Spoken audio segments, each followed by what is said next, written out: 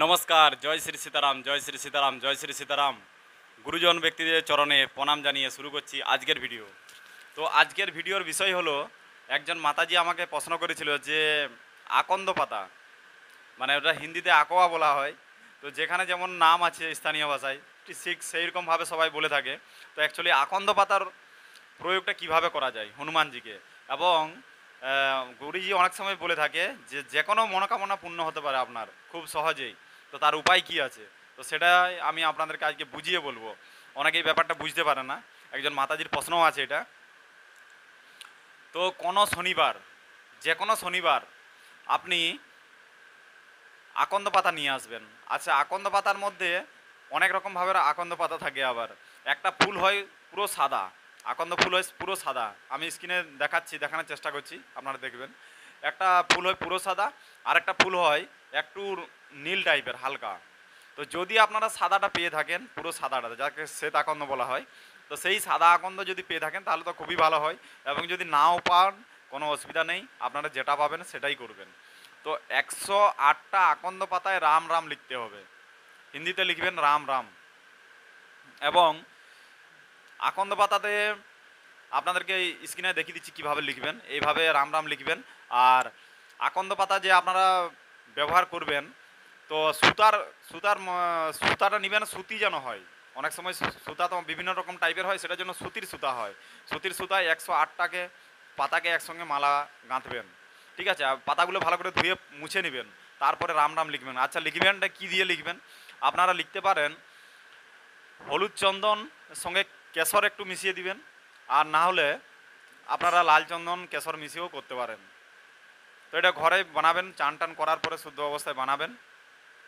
এটা হনুমানজির মন্দিরে দিলে সব থেকে ভালো হয়। যদি ধরুন বাগেশ্বর ধামে আপনি আছেন, তাহলে বাগেশ্বর ধামের উপায় তো গুরুজি বলে দিয়েছে যে 108টা আকন্দ পাতার মালা বানিয়ে রাম রাম লিখে করে শনিবারের দিন আপনি বালাজির বালাজিকে চড়িয়ে দিলেন মালাটা। বালাজিকে চড়ানোর পরে আপনি উল্টা পরিক্রমা করবেন। এখন ধরুন বাগেশ্বর ধামে তো বালাজিকে আপনি ডাইরেক্ট চড়াতে পারবেন না, কোনো ওখানে যে পূজারি যারা সেবাদার আছে তাদের হাত দিয়েই চড়াতে হবে। আচ্ছা, আপনাদেরকে বলে রাখি, আপনারা যারা বাড়ির সামনাসামনি মন্দির আছে, তারাও কিন্তু এই কাজটা করতে পারেন। যারা ধরুন বাগেশ্বর ধামে যেতে পারছেন না, যাদের দ্বারা যাওয়া সম্ভব হচ্ছে না, তারাও কিন্তু এই কাজটা করতে পারেন।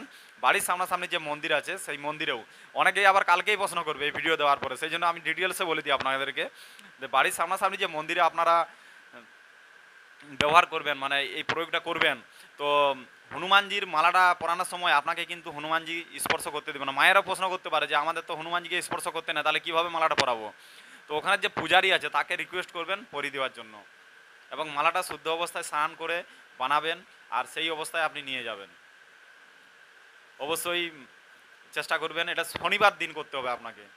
ঠিক শনিবার দিনে এই কাজটা করবেন, প্রত্যেক শনিবার এই কাজটা করবেন, তাহলে যে কোনো মনোকামনা পূর্ণ হতে পারে। গুরুজি এই কথাটা বলেছে। তাহলে আরেকবার আমি ব্যাপারটা বলে দিই, যে কোনো শনিবারের দিন আকন্দ পাতা 108টা আকন্দ পাতাতে রাম রাম লিখে করে হলদি চন্দন কেশর দিয়ে অথবা লাল চন্দন কেশর মিশিয়ে করে আপনারা লিখবেন, রাম রাম লিখবেন।